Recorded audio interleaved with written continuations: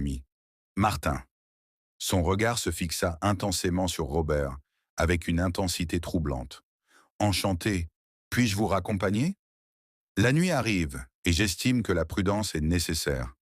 Martin hésita, inquiet, mais Robert secoua doucement la tête. Non, merci, madame. Nous préférons rentrer à pied. Mais elle insista. Tu viens avec moi, Robert.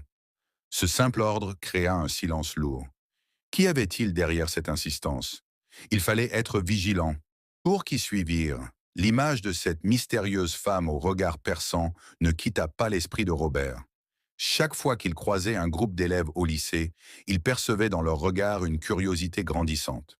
Son nom, déjà murmuré à voix basse pour parler de sa brillante intelligence, allait bientôt s'associer à une intrigue bien plus sombre. Un matin, alors que la brume matinale enveloppait les rues de Paris, Robert trouva dans son casier une lettre élégamment calligraphiée, scellée d'un cachet d'or. Aucune signature explicite, juste une invitation à une rencontre dans un somptueux appartement situé dans le 16e arrondissement, promettant de lui révéler des opportunités au-delà de tout ce qu'il aurait pu imaginer.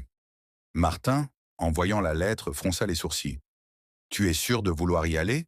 demanda-t-il avec sérieux. Robert sourit doucement, hésitant. « Je ne sais pas. Tu penses que c'est un piège ?»« Peut-être. Mais si ça a un rapport avec ton talent, ce pourrait être dangereux. » Malgré les avertissements de Martin, Robert sentit une énergie l'attirer vers cette découverte. Il avait toujours cru que son don lui ouvrirait les meilleures portes, et cette invitation semblait en être la clé. Le jour de la rencontre, il se prépara méticuleusement. Chaque détail comptait. Arrivé devant l'immeuble imposant, il aperçut la dame qui l'attendait déjà, élégante et sûre d'elle. Elle l'accueillit avec un sourire poli, puis le fit entrer.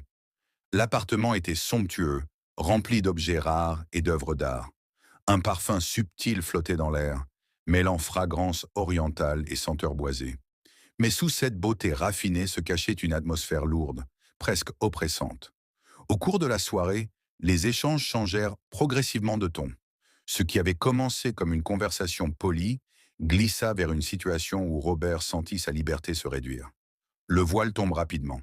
La dame ne cherchait pas à lui offrir des opportunités lumineuses, mais à le